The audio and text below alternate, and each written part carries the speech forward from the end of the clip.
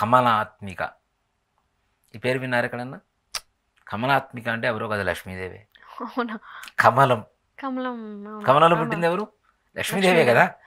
ధనం మూలం ఇదం జగత్, ప్రపంచం మొత్తానికి కావాల్సింది ఏంటి? డబ్బులే కదా.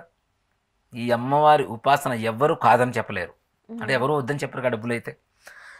అమ్మవారి ఉపాసన చేయడం ద్వారా నిజంగా అంటే మనకి లక్ష్మీదేవి ఉపాసన ఒకటి ఉంది. ఓం శ్రీం హ్రీం శ్రీం కమలే కమలాలే ప్రసీద ప్రసీద శ్రీం హ్రీం శ్రీం మహాలక్ష్మీ నమో నమః, ఇలాంటి మంత్రాలు, మూల మంత్రాలు, ధ్యాన శ్లోకాలు, ఇలాంటివన్నీ చాలా ఉన్నాయి. కానీ కమలాత్మిక మంత్రం వేరే ఉంటుంది. దశమహావిద్యలో ఉండేటువంటి ఒక విద్య కదా, శక్తి కదా ఈమె. కాబట్టి ఈ అమ్మవారి మూల మంత్రం వేరే ఉంటుంది తప్పనిసరిగా. అంటే మనం మూల మంత్రాలు బట్టి చెప్పకూడదనే చెప్పడం లేదు ఎవరికి కూడా. అంటే ఉపాసన విధానం మాత్రమే చెబుతున్నాం, వాటి ప్రయోజనాలు మాత్రమే చెబుతున్నాం. ఈ కమలాత్మిక అనేటువంటి అమ్మవారి ఇది మనం కనుక చదవగలిగితే, తప్పనిసరి ఉపాసన చేయగలిగితే, మనకి ఆది శంకరాచార్య స్వామి వారు కనకధారాస్తవం అని చెప్పి ఒక స్తవాన్ని రాశారు ఆయన. అంటే ఆయన రోజు భిక్షాటనకి వెళ్ళినప్పుడు ఒక ఇంట్లో ఒక ముసలావిడ లోపల, పెద్ద ఆవిడ కూర్చొని ఉంది లోపల.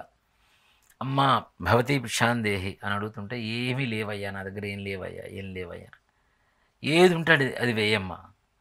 సరే వచ్చింది సన్యాసి, శంకరాచార్య స్వామి వారు. సన్యాసికి లేదని చెప్పకూడదు అని చెప్పి, అంటే ఉసిరి చెట్టు ఉంది, అదే నడి ఎండాకాలం మొత్తం ఎండిపోయి ఉన్నాయి ఇవన్నీ కూడా.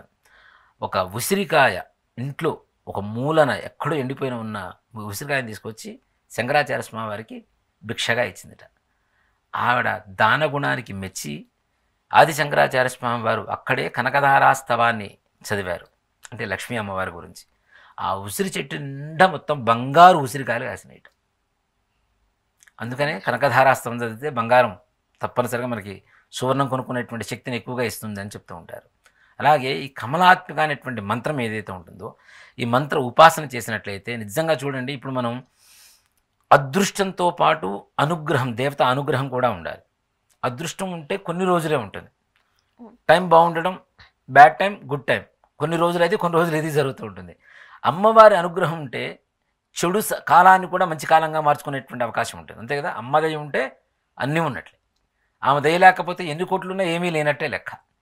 కాబట్టి ఈ కమలాత్మిక అమ్మవారి ఉపాసన చేసినట్లయితే ఇంట్లో కనకధార కురుస్తుందని చెప్తారు.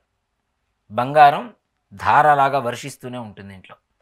వీళ్ళు అనుకునేటువంటి సకల కార్యాలు ఎక్కడికి వెళ్ళినా దిగ్విజయం, ఓటమి అనేటువంటి సమస్య ఉండదు వీళ్ళకి. ఎక్కడికి వెళ్ళినా కూడాను, అంటే ఇప్పుడు ఒక 100 రూపాయలు పెట్టి వ్యాపారం చేస్తాం, మనం ఏమని చేస్తాం, 100 రూపాయలు పెడుతున్నాం, 200 వస్తే చాలు అనుకుంటారు. కానీ ఈ అమ్మవారి ఉపాసన చేయడం ద్వారా 100 రూపాయల వ్యాపారానికి 1000 రూపాయల లాభం వస్తూ ఉంటుంది. అంటే వాడి సమయం బాగుండకపోయినా సరే, ఒక మాట చెప్పాలంటే సమయం వీడికి అమ్మవారు అనుగ్రహించాలి అనుకున్నప్పుడే తప్పనిసరిగా అమ్మవారు వీడికి కంటపడుతుంది. తప్పనిసరిగా వీళ్ళు ఉపాసిస్తూ ఉంటారు. ఉపాసన మార్గం ద్వారా అమ్మవారి అనుగ్రహం కలుగుతుంది. తద్వారా వీడికి ఆర్థికపరమైనటువంటి ఏవైతే బాధలు ఉంటాయో అవన్నీ కూడా తొలగిపోతాయి. రుణ బాధలు ముఖ్యంగా ఏవైతే మనం అప్పులు తీసుకున్నామో, ఇవ్వలేకపోతున్నామో, తీర్చలేకపోతున్నామో, అవన్నీ రుణ బాధలు పోతాయి.